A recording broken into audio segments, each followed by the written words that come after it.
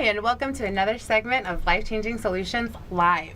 And I'd like to just get into it because we have a very hot topic today and introduce our guest, Monica Aldana. She is Miss Downtown Las Vegas. I am. Welcome, and thank you so much for being here. Thank you for having me. I really appreciate it, and obviously for this important topic today.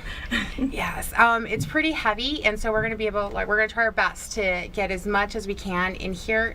But I think the most important thing is the message that you carry behind this. And thank you for your willingness to share your story.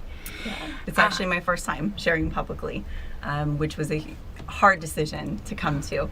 So I'm glad to finally just get it over with. Wow, I'm even more honored. So thank you. And the topic is domestic violence.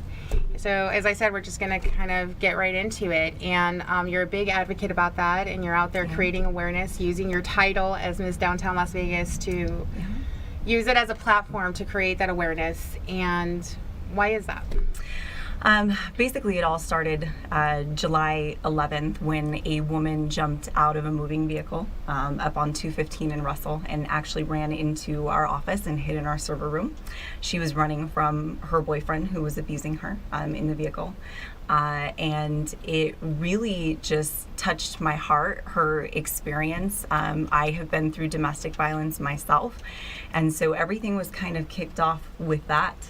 And I started looking at statistics. I started looking at, what the resources that were available to people who went through abuse, who are going through abuse, and the statistics just blew my mind. I had never read them before, and I went through this about 10 years ago, and it just blew my mind. And a bunch of other things happened that won't fit in this segment, but have led me to where I am today. And I started sharing at that point with, anybody and everybody who I could, because I decided that I needed to help people and not be silent anymore and not care what people think about me. That was the biggest reason of why I didn't want to share what I went through. But that kind of kicked it off, and then so I had already been sharing my story, privately with people, and then I was asked to run for Mrs. Nevada America, and I said, you know what, I'm going to accept the challenge because I can bring domestic violence awareness to a bigger platform, and if anything, that good comes of it, why not? Wow, and something that you spoke into is the fact that you were, abused yourself. Mm-hmm. And I love the fact that you're out there and you're sharing your story, and to look at you, it's like you're beautiful, and it's like, how does this happen? And so, let's share your story. What? Yeah, so people who know me today and who've met me afterwards, and they find out recently what I've been going through, they look at me and they're like, oh my gosh, you're such a straightforward, strong woman. I can't believe you ever went through anything like that. And I'd have to say, that's the biggest misconception about people who go through domestic violence. I consider myself to be a very strong person before I got into it.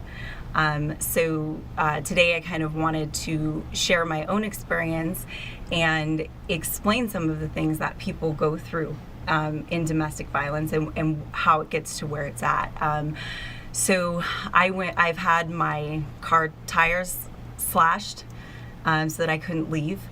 I was put down verbally. I've had my bank card taken away. My car taken away, my cell phone, to where literally you have nothing. They spend all of your money. It's a control issue to put you in a state of mind of just complete helplessness, like you can't get out. And then the abuse can get so bad that you don't want to get other people involved because you know what this person is capable of, your abuser. And it's horrible. My entire pregnancy, obviously you've heard my experience. He would come home. He was on drugs. He would come home, sit on top of me, poke me in my forehead. I wasn't allowed to sleep. He would spit in my face, call me names. And it went on for quite a while. So what was that pivotal moment? What did it take from you, and what happened to where you just said enough is enough? Well, I'd have to say that one of the worst experiences, he had been out on the town with a friend. We went over to have dinner, and then he ended up leaving me at that friend's house and went out all night. It was on a work night. I was 8 months pregnant, and he finally came back about 2:30 in the morning and then drove me home. I put my daughter to bed, who was about 2.5 at that time, and I didn't say anything. I got in the shower, and next thing I knew, the shower curtain was flung open. He grabbed a handful of my hair, dragged me to the bed, threw me on the bed. I was belly up. I was huge with my son. And my first survival tactic, I guess, was to come to my feet. And he met me there and grabbed 2 handfuls of my hair and headbutted me, and my nose exploded. By the time I got my vision back, I was staring down the barrel of a shotgun. And it was weird. I had a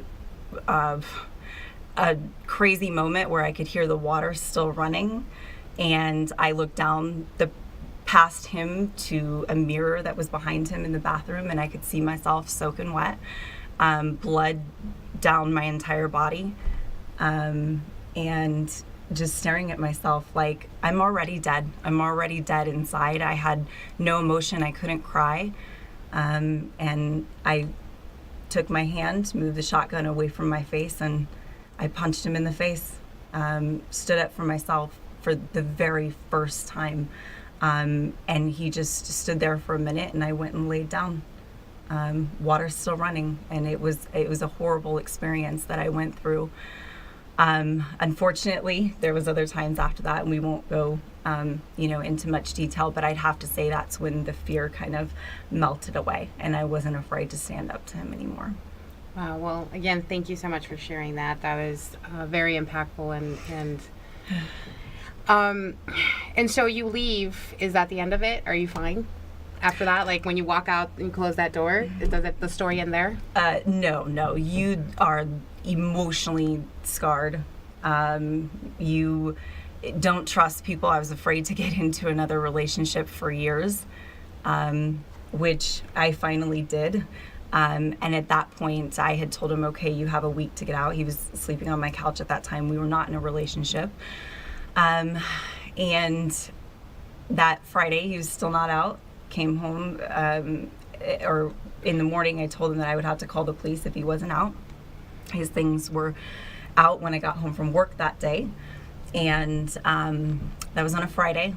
And on Tuesday morning, 2:30 in the morning, a neighbor was pounding on my door.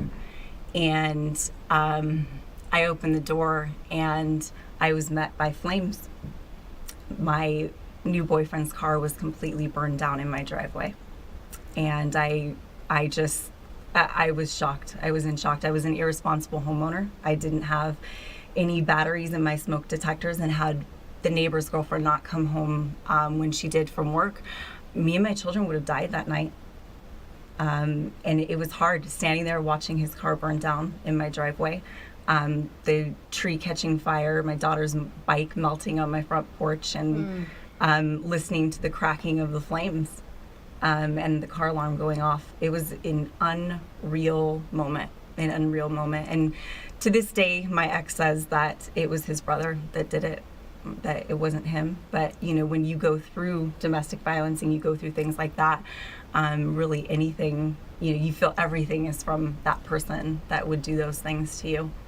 And that's one of the things that I'm hearing that you walk away with. It's almost like a paranoia feeling that you're constantly going to get harassed or victimized by this person. Well, I'm really glad that you were able to get out, and now you're turning it around and using, there's something that I say, it's like using your mess as your message. Yes. Let your mess be your message. And not to say that it was a mess, but you know what I'm saying? It was, absolutely. And I think that's so huge and so encouraging and empowering to other women, or not just women, because they're not the only ones, but so what is, in a nutshell, your message to the victims and to the abusers? So to the victims, it would be to get out. Obviously, it's not normal. It's not your fault. You're not going to change it. And and you need to get out. Every day it's like playing Russian roulette. You're playing with your life, and you need to get help. There is help out there. You're not alone. Unfortunately, this is happening to millions of people across the world. And, you know, I didn't even know that shelters and things like that existed. So just know that you're not alone, and there is help out there, and get out now, because death is forever. That's it. Don't juggle with your life. My message to the abusers would be to get help. You know, oftentimes the abused are too scared to get help. So maybe the answer is to make it a little more acceptable for the abusers to reach out, seek counseling, and, you know, seek mentors in situations like this. You know, you can change. It's not too late for the abusers. Whatever you've done up to this point, change now. I'm begging that of you, because this isn't good for you. If there's children involved, it's not good for the person that you're abusing, and it leaves scars for life. Well, thank you again so much. Time has run out. We've actually gone a little bit over. Very quickly, you are running for Miss Nevada America. Yes. How do we vote for you? So online on social media, I will be sharing. You will be able to vote for me.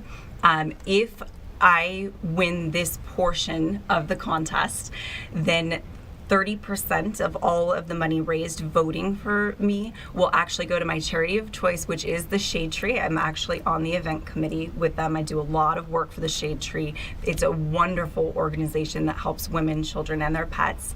And then in addition to that, if I win, then I will be guaranteed one of the top 5 spots in running for Mrs. Nevada America. Well, we'll definitely be voting for you. Thank you so again. much.